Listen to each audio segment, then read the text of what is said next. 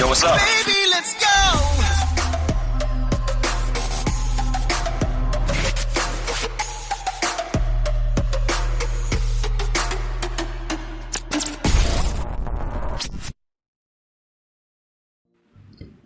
Hai Sobat Muda, jumpa lagi bersama gue Randi dalam 107,2 FM radionya Kaum Muda. Gimana nih hari kalian? Sibuk dengan aktivitas atau malah santai-santai di rumah aja? Pokoknya, mau santai atau sedang beraktivitas di luar rumah, jangan lupa ya selalu memperhatikan protokol kesehatan yang sudah ditetapkan pemerintah kita. Jangan dilanggar ya, karena ketika kalian melanggar aturan protokol kesehatan, sama saja kalian ikut menyebar virus corona di lingkungan sekitar kalian. Bahaya banget kan? Nah, makanya buat kaum muda harus tetap memakai masker, berjaga jarak, serta rajin cuci tangan ya. Kalau perlu, selalu bawa hand sanitizer kemanapun kalian pergi. Pokoknya itu barang yang wajib kalian bawa. Dan sekarang juga hand sanitizer udah banyak banget tersedia di supermarket loh. Jadi nggak usah pusing nyari kemana-kemari nggak ketemu-temu. Nanti malah jadi lagunya Ayu Ting Ting, alias alamat palsu. Hehehe. Kalau ngomongin pandemi virus corona ini tuh gak ada abis-abisnya nih kaum muda. Warga dunia tuh sangat direpotkan oleh si virus corona ini. Terutama di Indonesia. Gue sangat prihatin dengan keadaan dunia, terutama negara tercinta kita. Banyak sektor-sektor yang lumpuh seperti pendidikan, keagamaan, terutama sektor ekonomi, di mana banyak banget karyawan yang di-PHK dari kantornya. Kasian banget ya kaum muda. Mudah-mudahan para karyawan yang terkena PHK dapat diberi kesabaran. Yang terpenting jangan pantang semangat. Oh iya, para siswa dan mahasiswa juga nggak boleh kalah semangatnya nih belajar dari rumah.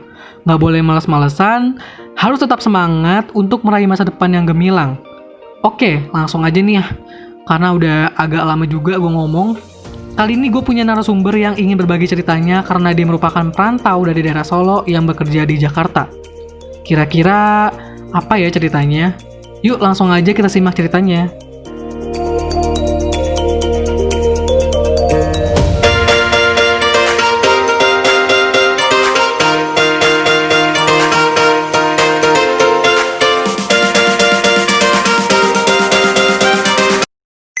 Yo, what's up? Baby, let's go. Welcome to our website. We got loads of news and gossip for you today. But first, here's a new song.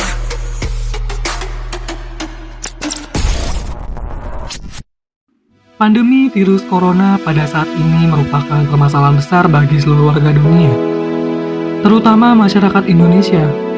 Banyak upaya yang dilakukan pemerintah guna memutus mata rantai penyebaran virus corona.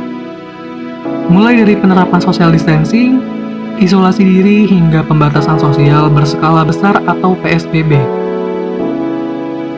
Sejak 16 Maret 2020 silam, tentang aturan social distancing yang diberlakukan, menyebabkan adanya larangan bagi masyarakat untuk melakukan aktivitas sosial.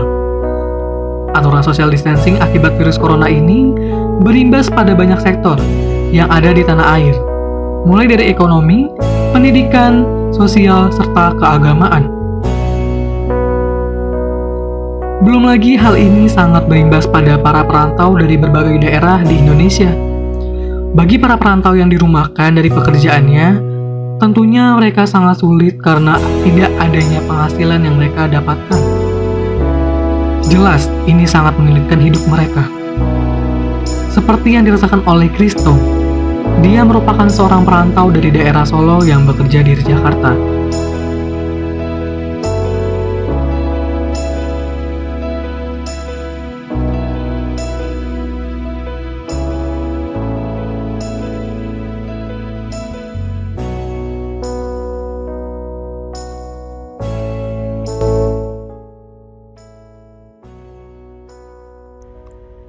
Ya, menurut saya sih alasan setiap orang merantau kan berbeda-beda ya. Ada unsur tersendirinya. Kalau buat saya, merantau itu merupakan explore of life. Jadi kayak sebuah tantangan, dimana kita bisa breakthrough dari kehidupan kita yang lama menjadi lebih mandiri gitu. Karena saya percaya gitu, istilah beruang tidak akan bisa makan kalau hanya berdiam diri di gua. Sampai kapan kita mau menunggu induk kita buat memberi makan kita terus? Ada saatnya kita yang bakal mencari makan sendiri kan. Tapi pertanyaannya kapan kalau nggak sekarang? Kita udah cukup umur, kita udah cukup dewasa untuk melakukannya. Jadi sekaranglah waktunya kita harus keluar untuk mencari mangsa, yang dalam arti sekarang waktunya kita untuk bekerja. Kalau aturannya nggak boleh mudik sih ya oke-oke aja sih, karena bahaya juga kalau kita pulang kampung dan kita nggak tahu apakah diri kita ini sehat atau enggak. Soalnya banyak orang yang pulang kampung dan mereka membawa virus, kemudian satu keluarga mereka terjangkit gitu. Kan bahaya juga kan.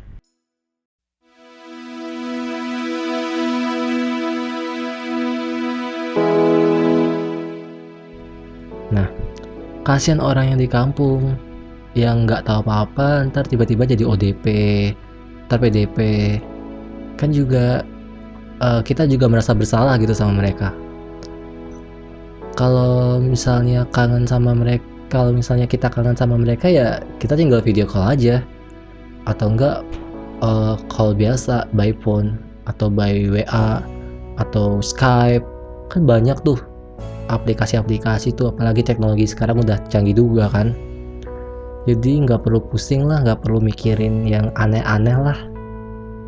Tapi kasihan juga sih sama orang yang abis dipecat dari kantornya.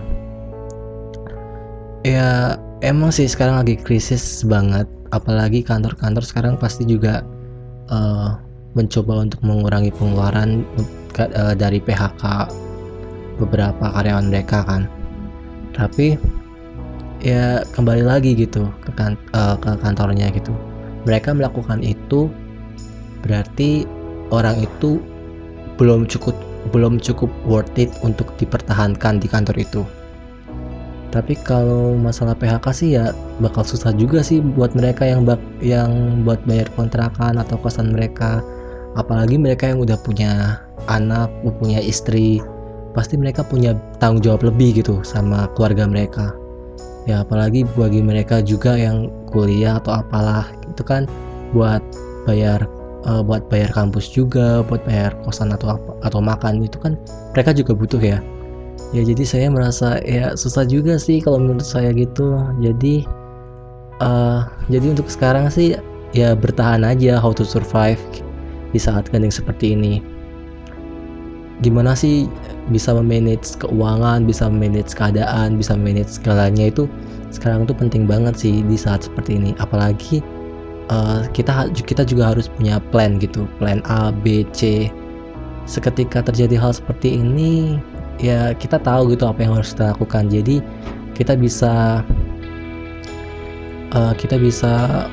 ya bertahan lah, karena menurut saya ini adalah sebuah kehendak Tuhan gitu. Jadi Tuhan itu sedang menguji kita, menguji umatnya. Soalnya ini bukan suatu yang terencana oleh manusia, tapi ini sebuah ujian dari Tuhan. Balik lagi gimana kita melihat kondisi seperti ini. Apakah kita bersyukur atau kita mengeluh? Itu kembali lagi ke orang-orangnya.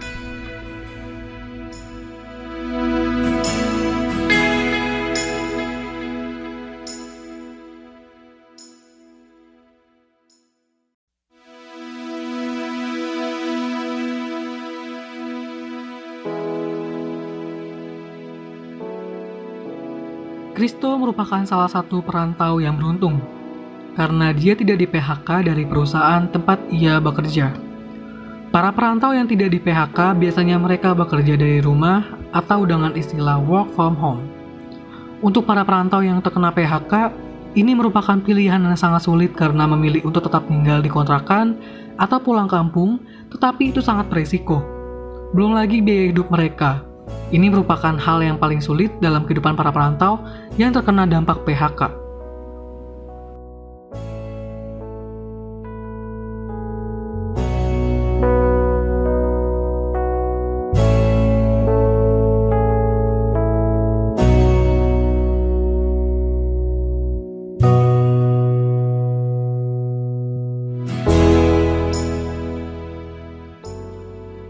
Perantau maupun warga tetap pada saat ini memang sama. Mereka sama-sama merasa kesulitan. Banyaknya cicilan serta tanggung jawab menafkahi keluarganya memang sangat sulit pada saat ini. Untungnya pada saat seperti ini masih banyak dermawan yang mau menyisihkan sebagian hartanya untuk dibagikan kepada orang yang membutuhkan. Banyak dermawan yang berlomba-lomba membagikan sembako untuk para masyarakat yang terkena dampak wabah COVID-19.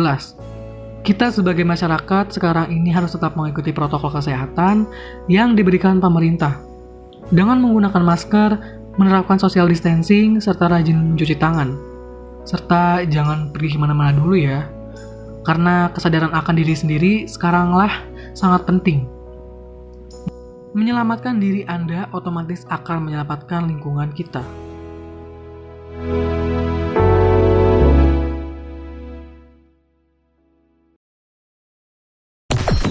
Tractor systems are offline. Number one for today's hits and all-time favorites.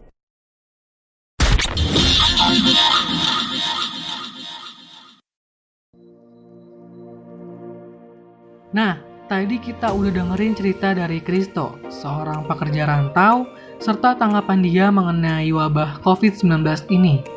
Jadi gue ingetin sekali lagi, kalian harus tetap menjalankan protokol kesehatan yang ada, jangan sampai melanggar. Oke, gak kerasa nih, gue udah ngomong panjang kali lebar. Waktunya gue undur diri, dan jangan lupa tetap stay tune di 107,2 FM karena banyak informasi yang kalian dapetin di sini. Oke, see you, bye-bye.